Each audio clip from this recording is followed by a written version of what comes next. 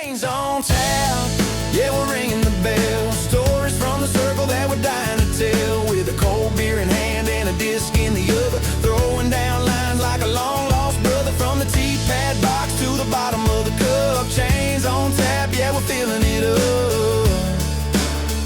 Yeah. All right, guys, welcome back. It's another Tuesday, and it's time for another podcast with your hosts, Chris and PJ, here on Spotify and CastBox if you're listening, and if you're watching, we're on YouTube. Last episode, we talked about Trash Panda. Yeah, what did you think about that? I loved it. If you guys saw the disc review on Thursday, we did all there. We did the Dune and the two intercores. We actually got our hands on the brand new intercore that they made of Crocs. Yeah, I should have actually brought that with me, but Yeah, it was super cool. I ordered mine today, so I'm pretty stoked about that.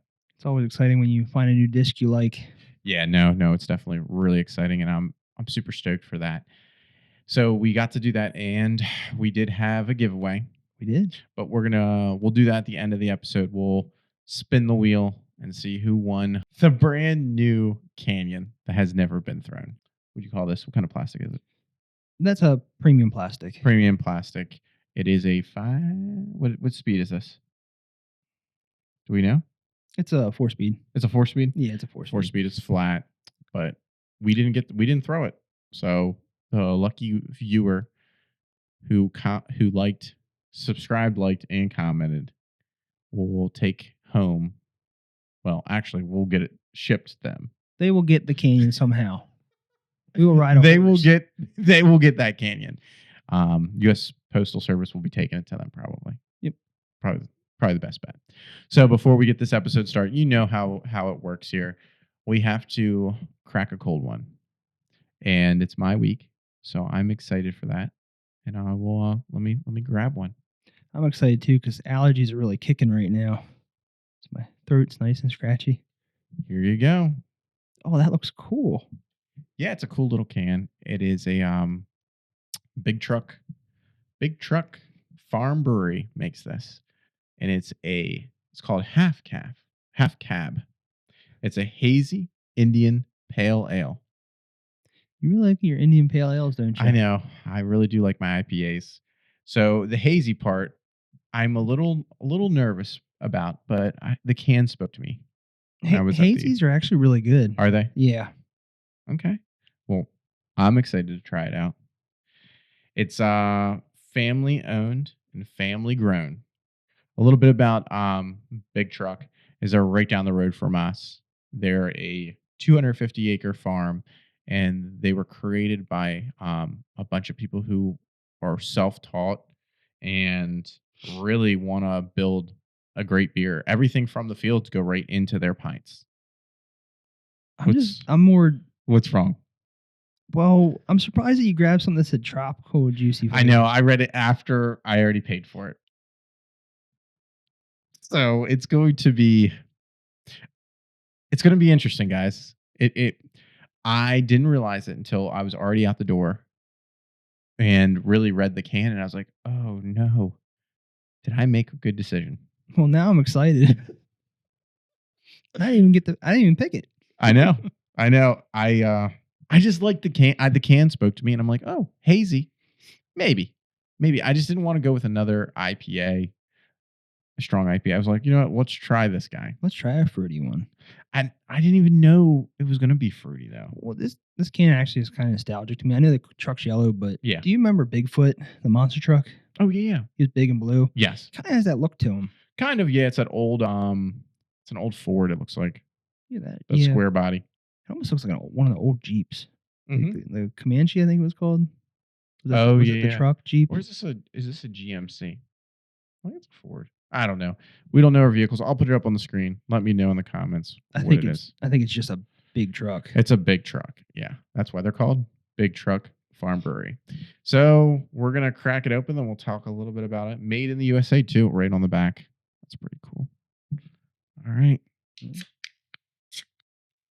Oh, let's give it a little sniff first before we... Ooh. Smells tropical.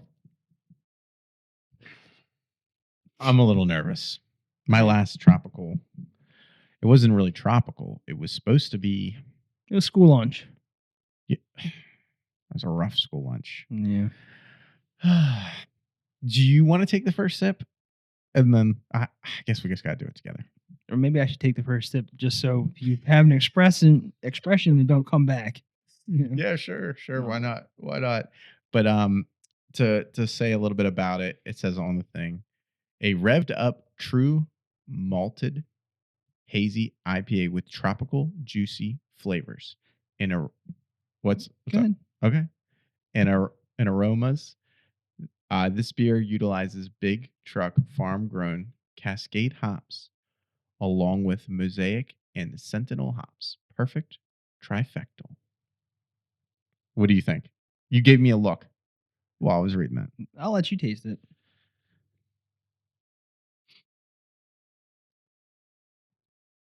It's not bad. It's actually It's really really good. it's hey, we got a winner. We got a winner. Winner chicken dinner here. It's smooth too. Yeah, it is really nice and It's smooth. really smooth. But no, I like it. Another white can. Yeah, it's another white can. It's really smooth. I don't know so much I guess tropical.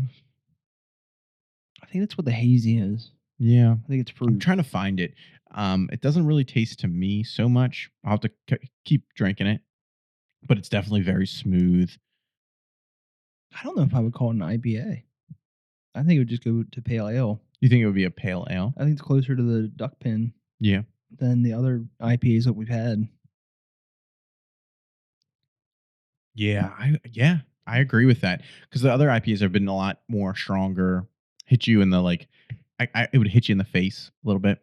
Yeah.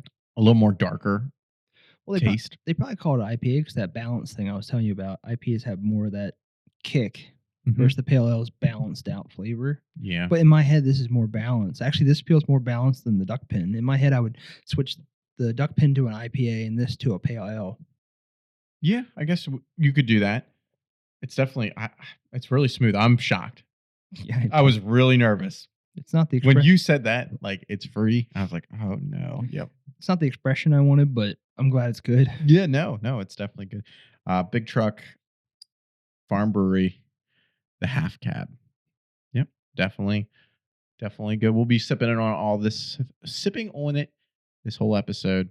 What's our topic for this week? I thought we'd do another Q&A stuff, Okay. but not so serious this time.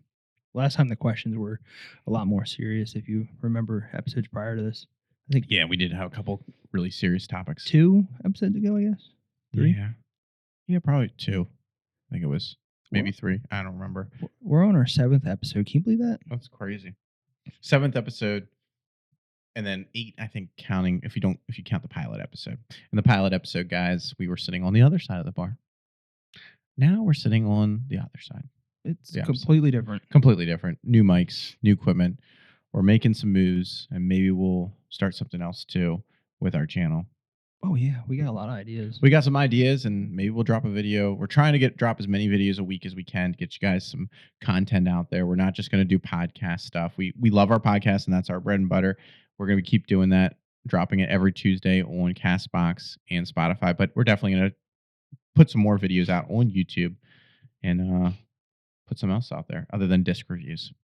So what do we got for the Q&A for this week? All right. Well, the first one is strongest part of your game right now. Strongest part of your game right now. Do you want to start or do you want me to start? Yeah, I can start it. Okay. I think my strongest part is probably my approach. Okay. I would like to say putting, but I'm consistent with putting, but I'm not all the way there yet. Okay. I want to make sure I can hit, let's say, 8 out of 10 putts in a row to say I'm consistent with putting. So I'm going to go with my approach. Your approach. And then I'm, as an outsider, because I watch you, we play a lot together. I'm going to say your best part of your game is going to be your putting. Because I would say you're putting from circle 2 and you're pretty spot on. And especially with your putter, the new one that you've been using. What is that, the Atom? Well, yeah, I've had the Atom for a while now, actually. Yeah. When we did the tournament, I did the Proxy. Yeah. And then after that tournament, I was like, okay, let's go a little farther and let's get the Atom. Because everybody's like, hey, you got to try this one if you like the Proxy. Yeah, and the And Adam's such a great putter for you. I use it as approach too. Like within 50 feet, I'm right on the money. Yeah, no, PJ is right on the money. That's why I would say his best part of his game is the putting approach. I can see, but I definitely say you're right there, dialed in on the chains. I guess I'm saying like a approach within a certain distance. So I guess you could call it like maybe right outside circle three. Yeah, That yeah, that type of hmm approach because I use my putter anyway. yeah, So that's what I'm going as an approach shot versus I still have 150 feet to go yeah. because that's still a good drive. And then for me, my best part of my game as of right now is definitely not my putting. Definitely not a strong suit. I would say it is most of the time probably my tee shots for the most part. I think I can get the disc pretty far out there. Now with my new shaman, I can definitely throw it a lot straighter. And I feel like I'm more confident in where the disc is going to go. The second shot, my approach shot's kind of iffy, and my putting is just, whew, let's pack it up because it's not there. What would you say for me? Well, I guess on I guess not really a funnier note, but your get out of jail. Like so when you're stuck in the woods or stuck under a bush or something like that, Hmm. you have a really good get out of that bad situation shot. I think that's a really good strong point for you, especially in like our doubles tournaments and stuff like that. I always lean to you if we're behind a tree or something, especially the little flick forehands and things like that. But no, your drive is definitely a really strong part of your game. Yeah, and I would agree with you there too. I can find I'm the MacGyver of finding ways out of situations. And that's a good skill to have because Yeah. you usually find everybody finds themselves in them really bad situations Yeah. behind trees and sticker bushes, you name it, squatting down. I do a lot of get on my knees to putt and stuff like that. But he just ends up either getting lucky or just I don't know what it is. It's pretty much just luck. Yeah, that's how my forehand is. Yeah. No, but that was a good question. What do you got for number 2? And then actually the next one is forehand versus backhand. Forehand versus backhand. What would be so the question like what do you mean by that? Like what is the best for us or What are you stronger at? Like, stronger at? when you go up to that tee, what's the first thing you think about? Is it going to be flicking that forehand or just always automatically going backhand? For me now that I've learned how to anhyzer my discs and finding the right disc that can anhyzer is backhand. I am not forehand heavy at all. I mean, I'm still trying to figure out how to shape a forehand shot, and I don't feel as comfortable now with my approach and putting. I think I'm more touch with my forehand. I feel like I can just nice and easy get it up there, but definitely not with off the tee. I'm definitely not confident at all with forehand. What would you say for you? I'm definitely forehand dominant. Mm-hmm. I'm more confident and comfortable with my forehand. But that being said, only in a couple discs. Yeah. You can't just give me any disc to forehand. It has to be, one of my discs. Yeah. No, you're insanity. Yeah, I honestly think it's more luck than actual skill of the forehand. But I've thrown it so much forehand that I just know what it's going to do. Now that being said, if I lose that insanity, the same one I use every game, I don't know if the other ones are going to do it for me. Yeah, and you do have a lot of insanities. I do, and they all forehand differently, unfortunately. Yeah. But it is nice to see that you have all those discs and like we talk about every tree that you hit, the disc kind of changes. And that's the other problem too with forehanding. It's easier to forehand a stable disc. It's just how it is. Yeah. So with the insanity hitting trees and stuff, which it's a good plastic, so it doesn't have any dings in it somehow. I don't know Yeah. how, but it just shapes that shot perfectly for me. And you saw me flick it last time we were playing, and there's some ace runs with that insanity coming. Yeah, no, you're definitely on the mark for an ace for sure soon with that insanity. And I think it might be the gyro technology that MVP has that allows it to take a beating. Yeah, probably honestly, because all the weight's on the outside edge versus the inside flight plate. Mm-hmm. So the edge should take the beating more. And it's that black rim or now white rim they're putting around their discs. Well, Axial makes the insanity, so they're always. Oh, that's right. I mean, it doesn't matter. You can call it Axiom or MVP. Just don't ever call them Streamline because that's like a whole other company. But really, MVP and Axiom, same company, just different line colors. Come on, black or white versus swirly and stuff like that. It's the same thing. But they should just group it all under MVP. Yeah. I mean, I agree, but here we are. Yeah, I mean, I guess it's what do you want for dinner? There's like 30 places the same thing. Yeah, no. All right, what we got for number 3? One disc you can't live without. One disc you can't live without. Ooh, that is a tough one. One disc that you can't live without, because there's like 2 discs that are coming to mind for me. I right now in my bag, like that's coming to mind, is the Shaman. Like I've the past 2 rounds, I really have liked my Shaman, but the Trail and the Signal is one that I actually like throwing a lot. It's really a number that I enjoy. That's a tough one. Mhm. Really tough. I think it's going to be my Shaman, because I can definitely throw my Shaman pretty far, but I can also putt with it. I don't know if I could putt with my Signal. I mean, you probably could. You'd have to put a lot of hyzer on it and hope it cuts into the chain versus it Yeah. goes through the chain. Yeah. I But mean, I put it with 5s when we first started. Yeah. They just flew better for me. Yeah. No, but I think it would be my Shaman. What would you be? What would your disc be? Mine actually might shock you because in your head, it's always going to be the Insanity. Yeah, I've I been would have throwing it said that forever. right away. But actually, my Atom. Really? It's my solid putter. I can make most of my putts with it. My approaches with that thing is ridiculous. Yeah. Because in the end, yeah, you can throw far and you can forehand far, but it's that end game that really gets you going somewhere. Yeah. Anybody can, like we talk about, anybody can throw the disc out there, get it out past the trees, get it down the fairway. But really, who's the one putting? Mhm. Putts make you the money. Like we talk about that. You drive for show and you putt for dough. And if you can't putt, you really can't do anything. And that's what I do in my round all the time. Is like I'm out there, I'm sitting pretty, and then here goes 3 other strokes because I can't putt.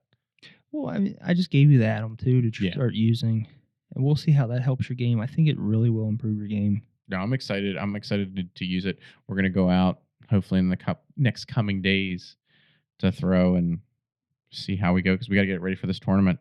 Yeah, I'm excited. He's got his jersey on. He's so excited. Look at him, repping the new 2026 team jerseys Chains on tap. or Chains on Tap. No, Yeah. I'm pumped for the tournament. Yeah, no, I'm excited, and we should be should be good this year. Last year was definitely a learning curve, and it's crazy because we're in the month of May right now. Do you know what that is for us? No. You don't know? Well, we've already hit our 1 year mark. When? April. I thought it was May that we started first. I bought my first disc set in April, so it had to be around there. Maybe it was in April. Well, shoot. I thought it was May when we started throwing. We'll just call it May. We'll call it April. I don't know. One of these days, but it's crazy that we've only been playing disc golf for a year. And we have a podcast. And we got a podcast and we're helping you guys out and just sharing our experience out there. Because that's what we're trying to do, is we're trying to share our experience of this disc golf journey that we're all on, and hopefully grow the sport too. We've got some great ideas that we've seen on the disc golf course. And one big idea that I'm super stoked about is Baltimore County Disc Golf. They're hosting a junior tournament. It's going to be great. It's a 2-day tournament, I believe. I think it's a Saturday and Sunday in June. Yeah, I guess technically 3 days because the first day is like a meet and greet, I think, right? Yeah. Like at a pool, a swim club. And then they're going to do a tournament. It's going to be a 2-day tournament. And basically, you're going to be put in age groups. So, like, they'll have, I think they said anybody from 5 to 18. And they're going to be split in the age groups. And I know I just signed all my kids up. So you'll have, I think there's a, I think June is in like the 8 and under, Mavericks in the 8 and under, Calvin's in like, I think 13 and under. They have a 18 and under group, I think a 15 and under group. So it's going to be pretty amazing. And for the price, you can't beat that. So take a look at that. I think they're giving discs, like they have a disc pack, a disc set. I think they have towels. I think the kids will get a lot, and it's a great opportunity to grow the sport with youth disc golfers. And I'm just super stoked about it. Yeah, it's cool too because the kid's in charge. Like, I'm going to caddy for one of the kids, of course, and they're going to tell me what they want to throw. Yeah. You know, that's a big deal. That's a Yeah. lot of thinking, and Yeah. it's a lot on their shoulders. I would give a suggestion, but Yeah. honestly, if I caddy Maverick, he's not going to listen to me. That's how that works. He listens more to you than me. I don't think he listens to anybody. No, he does his own He thing. gets in the zone. He just goes for it. Yeah, he's true to his name, free spirit. That's what Maverick means. And he's going to be up there on the leaderboards. Hopefully, we'll see. And like at the end of the day, I tell all my kids, we're here to learn and have fun. Winning would be great, but if we can't, we're gonna learn something through this tournament. And I'm so excited that Baltimore County Disc Golf is going to host something for the youth, and hopefully we can be a part of it eventually in the future and help grow the sport, not just with our disc golfing, but with youth too. And who knows what else is out there for us to help out.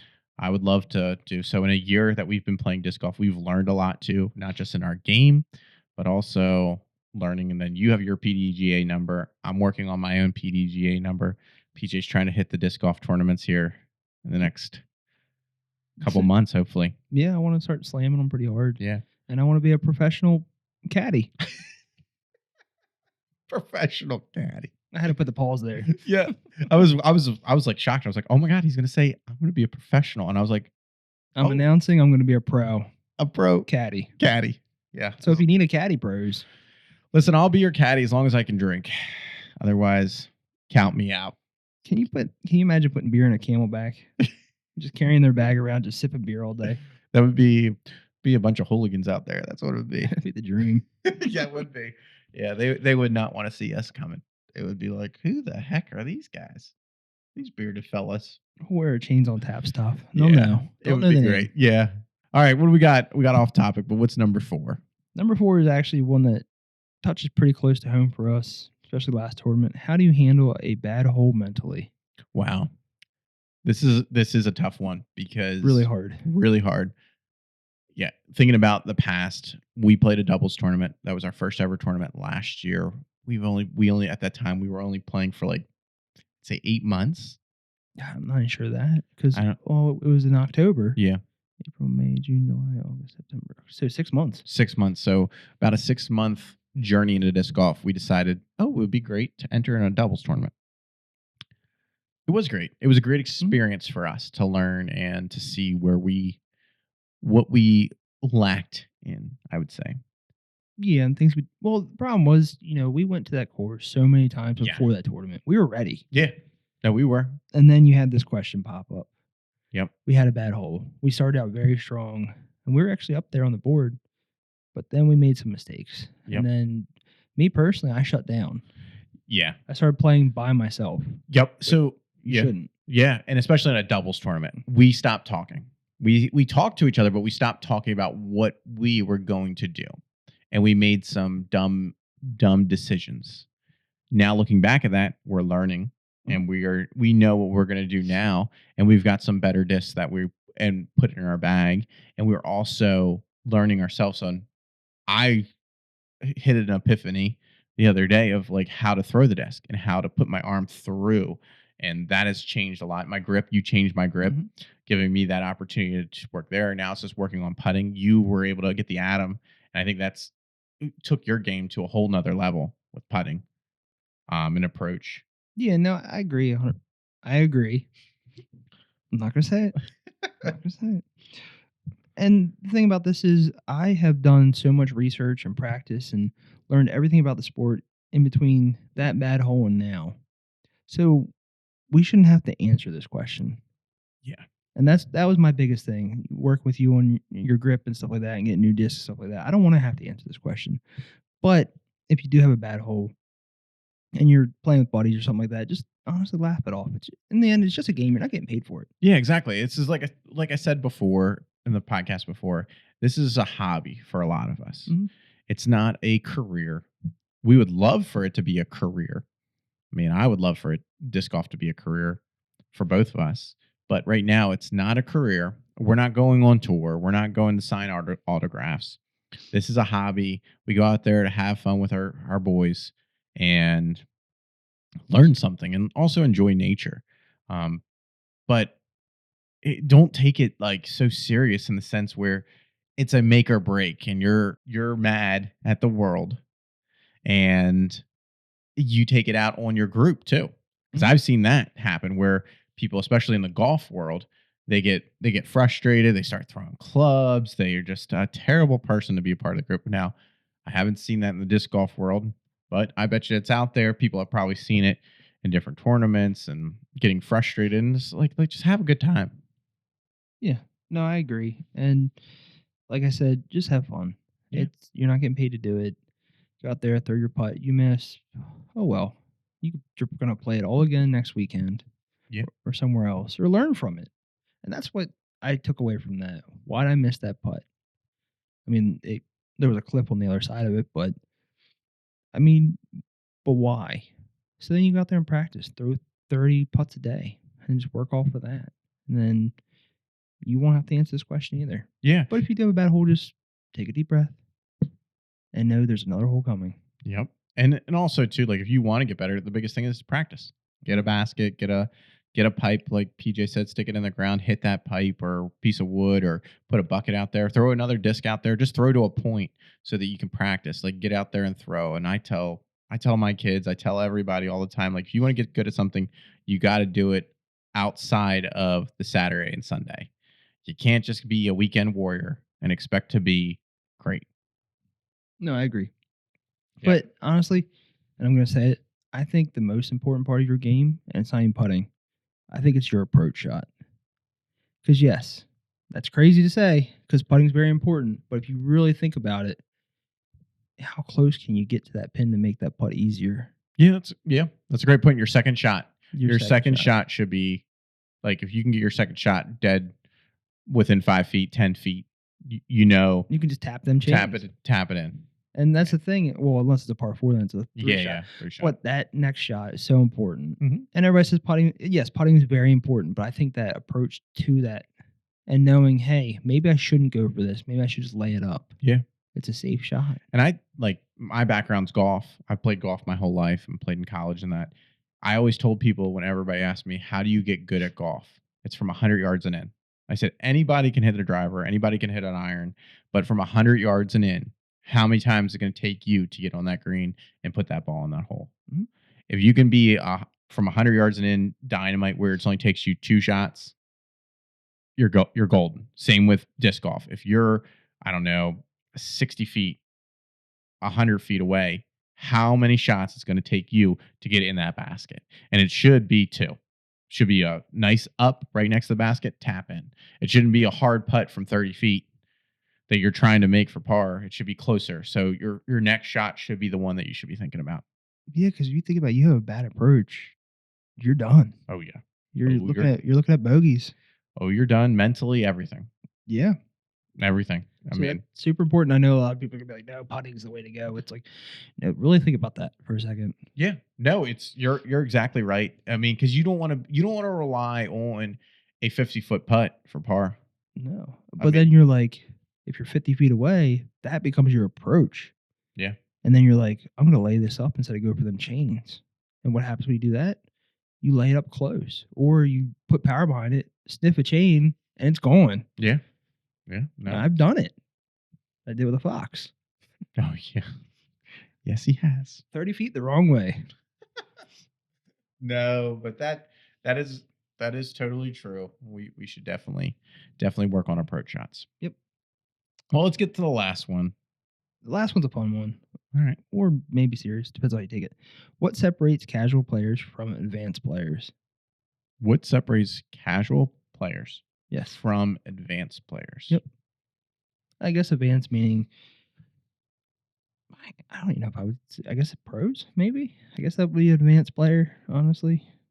Well, I guess- for them, they could throw it way farther than I could even throw it. Okay, let's say, I mean, that's a pretty easy question to answer, huh? Yeah. I mean, that's advanced. What separates them from me is they're not drinking on a Friday night. I was going to say, the one holding the beer is the casual player. Exactly. They're not out there trying to have a good time. They're serious about it. And I'm over there like, yep. It's like it's the funny, there's a meme out there right now. And it's a picture of Tiger Woods and John Daly. And John Daly sitting on with a cigarette in his mouth. And Tiger Woods is like trying to talk to him. I'm like, yep, we're the John Daly of the disc golf. We're just out there having a good time. but we should probably shouldn't even say that because we're nowhere near the caliber of John Daly or Tiger Woods. we're their caddy. Yeah, I'm gonna be that pro. Yeah, he's gonna be that pro caddy. I wonder. Here's a great question: do caddies even get paid in the disc golf world? You pro caddies do. They do. You get casual caddies. I mean, not really. Like maybe amateur. I Okay. don't think they get paid. I really don't know. I know I pro don't know. caddies can get paid. Really? I mean, that's a lot of money getting thrown around. That's what I was my because that's a great question for the disc golf world because I know in regular golf the caddies make a percentage of the winnings. So like I think it's don't quote me on this. I forget if it's like 10 or 20% of a weekend for because remember if a golfer doesn't make the cut, the caddy still has to get paid. But as a caddy, you want your golfer to do the best. Same with disc golf. You want to recommend, but at the end of the day, it's the golfer or the disc golfer's decision on what they're going to throw. But if you know your disc golfer, you know your golfer, you know what to tell them to throw. Yeah, it's up to the caddy to look ahead. I like to call it. So you look ahead, like, okay, there's a breeze up there. That disc golfer may be thinking about the hole itself and not the breeze. It comes down to the caddy to be like, hey, you should throw this over stable disc because there's wind. And I'm wondering, this could go in a whole nother topic, a whole nother discussion is, will the development of a caddy be more important soon in the PDGA world? Because we're seeing right now on tour, there's a lot of disc golfers that carry their own bag, carry their own stuff. But now with these newer age kids coming up, playing in the PDGA, will a caddy be more important for them? I mean, I think about my kids and think about this young generation. I think a caddy would be important to them. Yeah, no, to I give agree with them give them different opinions on how to shape a shot, or like, hey, you might be throwing I don't know. We'll take you for example. Say you were a pro and I'm your caddy, and I'm like, hey, you're thinking about throwing, I don't know, the Firebird, and I'm like, oh, I don't think that's a great idea. Maybe you should throw a forehand Insanity. Yeah. And where I'm thinking is Millbrook on the one hole where you decided to throw backhand instead of forehand, and I was like, I think maybe a forehand would be better here, and he just didn't listen. Actually, I didn't even say that. I just like thought it in my little head. I was like, and he threw something different, and we hit a dead tree right in front of us, and I'm like, well, it's up to me now. And I hit the same tree. Made it 10 feet. Literally 10 feet in front of us. So I think caddies, I think it would be cool to see them more utilized in the disc golf world in the future. You know what else we should utilize in the disc golf world? What's that? Refs. Stripes. Yes. Yeah, well, I know we had a discussion off camera and off topic here at work. We were talking about all the recent events that are happening in the PDGA, and on our last podcast, we talked about how serious things are getting in the PDGA. And I don't know if they're volunteered refs or if they're actually getting paid officials, but I think maybe paid officials needs to be a part of it. And each tournament should have a paid official if they're not doing it already, because they may be doing it already. But it shouldn't just be volunteers. I think a majority of them are volunteers, honestly. Really? I don't know if referees, I don't even know what you really call them in disc golf.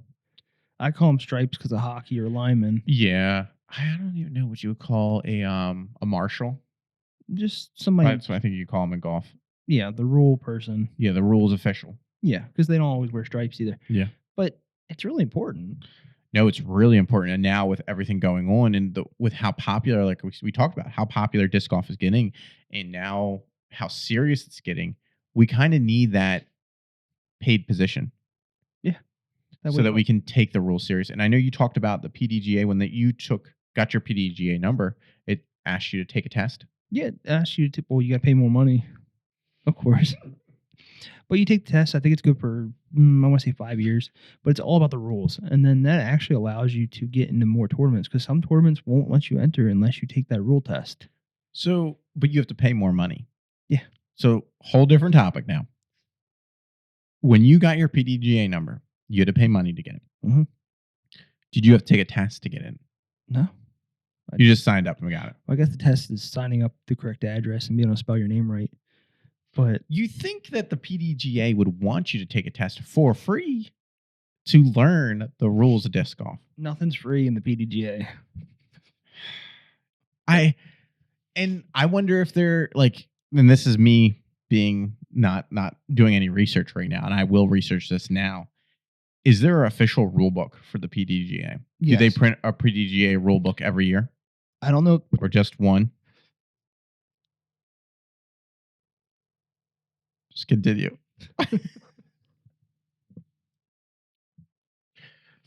Jeez.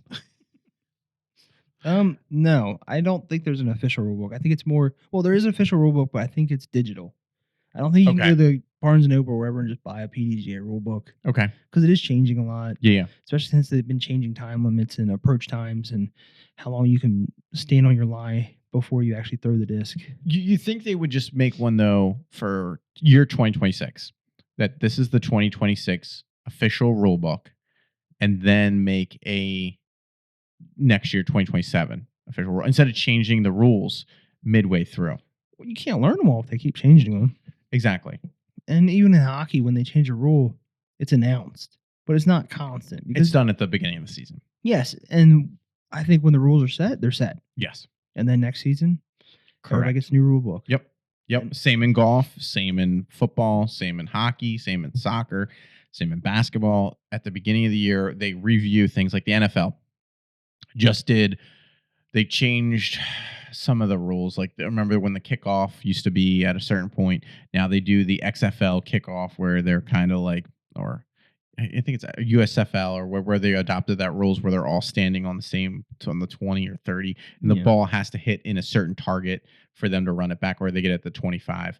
That was a rule that was developed, and now it's changing a little bit. So I wonder. Like I said, I'm not in the whole PDGA world. Maybe I need to be educated on myself. I mean, that's not really my realm in our realm of talking points. But maybe we need to dive into that and bring that up. Is that are the rules changing constantly? Should there be a set for the 2026 year? That's the rule book. And also, why do you have to pay to read the rules? Like to take a test on the rules? That should be Exhibit A should be a 20 question test that you have to take to get your PDGA number. Mm-hmm. And it should be a fun test, not so much like a serious, but like fun. So you know the rules instead of paying a certain percentage or whatever it is to be certified in the rules. Because as a certified, what are you allowed to be a rules official for a PDGA tournament? Is that what allows you to do? No, if you're certified, it allows you to play certain tournaments. Gotcha. Because I guess they take the rules more serious. I just don't like that. Why wouldn't you want to educate your audience for free? Why would you want to make your audience pay to learn? Because nobody's going to pay for it. You just paid for a year of a PDGA number. Yeah. And first of all, you're like, why am I paying this much for a PDGA number that's going to expire within 1 year? Yeah. And you're only going to use it probably for half the year, maybe if you're lucky. Yeah. You know, our first tournament's coming up, so I'm going to use it once. Yeah, and it just keeps track of your scores, right? Yeah. And then once it expires, your number still works. It just doesn't update. Yeah. No, it blows my mind. That is like, and I think of the motocross world, like your AMA number, you get an AMA number, but you'd also get the rule book. Like it's a part of your package for free. Yeah, it's part of the thing. Now to be a rules official, you have to pay, but that allows you to be a rules official for AMA. Like it's not a part of like, oh, I got to pay extra to ride this race. I mean, and same with the USGA, like Professional Golf Association. Like, you get a rule book every year. They send it to you for free. Where's you mine? can get it. Like, but and that's what we're talking about. Is the sport getting so serious? Like, the sport's growing. I feel like every year there's more and more disc golfers, and there's more pros getting involved. But like, why aren't we educating our community? Like, why aren't we sending out educational like pamphlets and sending out stuff? And why isn't there a little test that you get when you sign up on, what is it, UDisc you sign up on? UDisc just keeps track of your thing. You're but playing. who I guess you go to the PDGA website. Yeah. So you go to the PDGA website, and I haven't.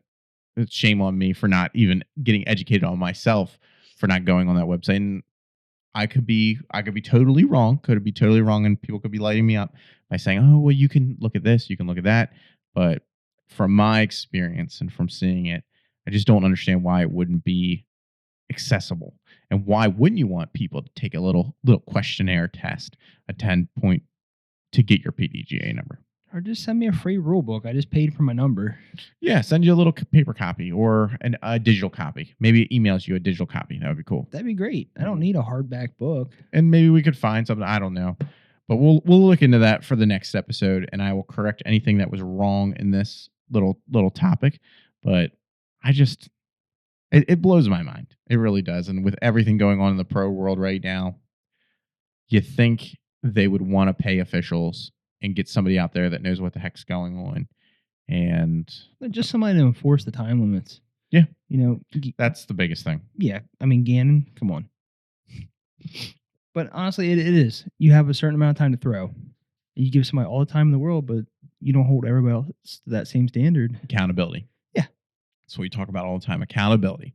And like I told you before, disc golf is kind of going off of the golf world where your group in the USGA, your group calls fouls, your group calls penalties, and the group decides what happens. There is a rules official, and the rules official can be brought over, but the group decides what's going on. So is that on the group to not say, hey, man, like you're taking a little too long. The next time you take a little long, we're going to get a rules official involved in. But how accessible are the rules officials to get? There should be one at every tee pad. Correct. Or follows. I think they should follow the group.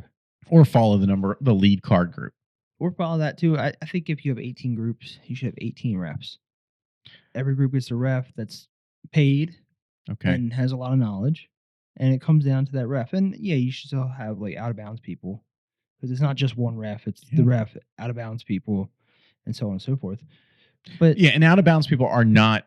So when you say out of bounds people, they're not refs. They're just putting up flags. They're just volunteers. Yeah, and I'm fine with them being volunteers. They're not paid people. So don't take that out of like, that's just a volunteer position.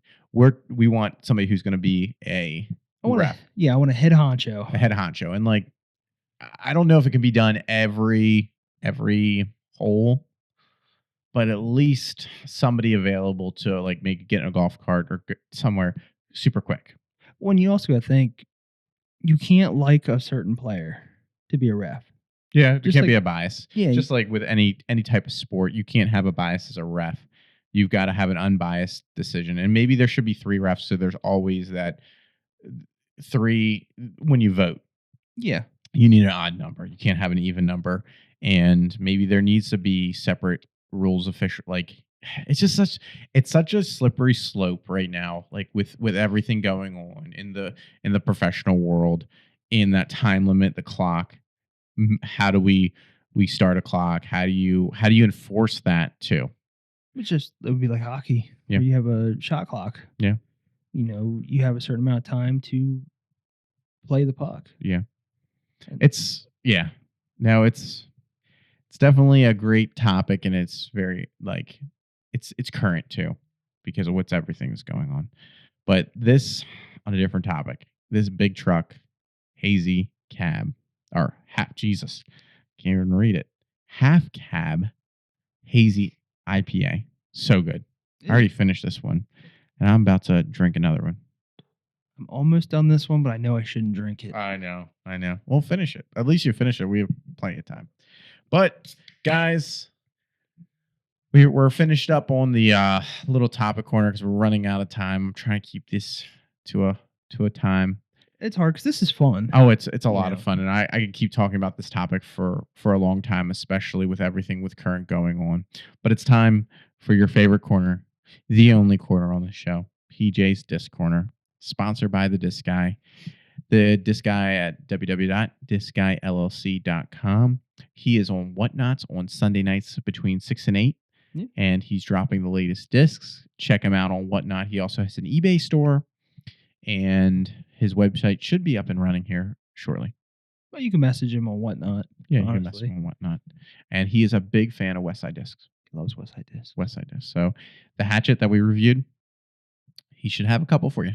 So check him out. Check him out on Sunday and check all of his discs out. What do you got for this week?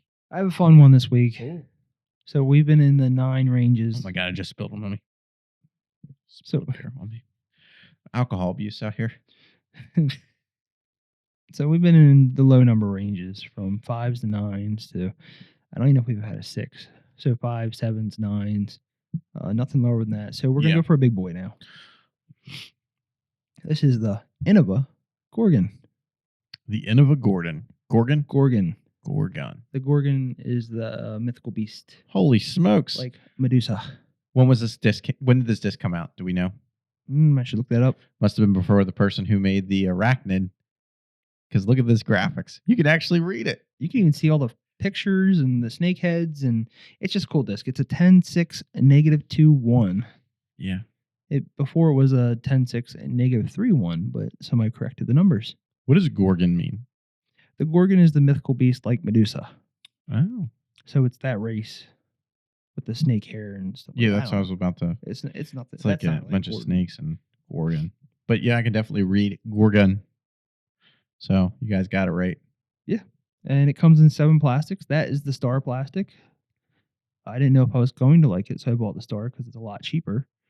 And I actually love that disc. That disc has not left my bag. It's actually, for being white, it's still in really good condition too. So that star plastic's really holding up. I throw it a lot actually. No, it's a nice disc. It feels really nice in your hands. Got a 10 speed. I have an 11 that I try to throw. I make an attempt. Attempt is like the key word there. Attempt. The defy. Yeah. But it's a lot of disc for me. If you're going to disc up into those ranges, get low numbers. That's a 170. I don't even know how I can throw that thing, but it goes pretty good because I'm used to a 169. But it's a comfortable disc for being a 10 speed. That's a pretty comfortable hand feel. Yeah, no, it feels really good in my hand, in the power grip, as I say. But would you compare the Gorgon to? I think the Gorgon's in a league of its own, but if you were going to throw it against something, a lot of people carry a Trail and a Gorgon together Okay. because they both do something a little different. The Trail likes that nice little slow S, and that thing does meat hook a little bit. This one does. Yeah, I think it might be the star plastic doing it to me, but it also has that really nice flip up and go. Gotcha. But the Trail also kind of doesn't do what it's supposed to do.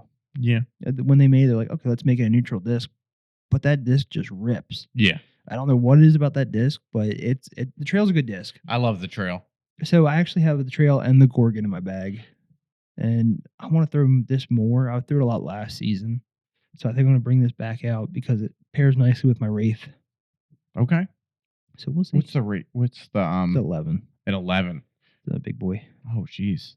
So it's like the Defy. What is the So this is a 10, 6, -2, 1. What would be the Trail? The Trail is a 10, 5, -1, 1. -1, 1. Okay. It's 10 something, -1, 1. Okay. So a little bit more. I like the feel of this disc. I just don't 10 speeds for me. Like that lip just is so much in your hand. It is. It's a lot for my little hands here. And they're hard to forehand, honestly. Yeah. But it's a good forehand disc too, even though it's a -2. It just kind of defies everything. So we'll be throwing that this week with the Let's the do a Trail. The Trail. And if I have something along those lines, I'll bring it too. Okay. But I think it's probably going to be the Trail. 'Cause Okay. those are the best comparisons. So we'll throw this with the Trail this week. And anything else? So that's it. That's pretty much it for that. Like I said, it comes in 7 plastics. You can actually get them cheap, get them used really cheap. But there's a lot of them. Okay. So take a look at this, guys. See if you can get it on Whatnot. The Gorgon by Innova. And I was about to say the other word. I know. And I had to catch myself. I was like, pull yourself back. Don't slur. Don't slur. Don't do it. Don't you dare. Like a little guy in my back. I was like, hey, stop it. You know, they probably do it at their own company. They probably don't. You don't think so? No, absolutely not. We are the only people who in this probably here in the world that probably say Innova. I'm going to say it. I just said it. Innova. And it's Innova. I like Innova better. I know. It sounds like a 70s thing. Like It does. Innova. It sounds great. Maybe they can adapt that that word. Maybe after a few drinks, we're calling it a Nova. Maybe make a Maryland branch. Maybe. Who knows? Who knows what the future has in store for disc golf? But guys, it's time. It's time for the giveaway. Yeah. You excited? I'm very excited. I'm excited. So we're going to put up on the screen right now, right in front of us, right here, the disc. I mean, not the, what do we call it? What? This is the spinner, the little spinner. And it's going to be up here right on the screen right now. And we're going to give her a spin. All right. And we're going to spin it. We spinning right now. Yep, spin right now. And oh, it is Bojo Dojo. Bojo Dojo. You are the winner. We will message you on. We'll message you on YouTube. I'll figure that out. Yeah, we'll figure all that out. I'm still trying to learn. And Bojo Joe. What is it? Bodo. Bojo Dojo. Hey, if you're out there and you heard us because you're watching this episode, congratulations on your brand new Canyon by Trash Panda. It is a 170, 100% recycled. We will reach out to you on YouTube and set up. He or she or they or them will be getting a brand new Canyon.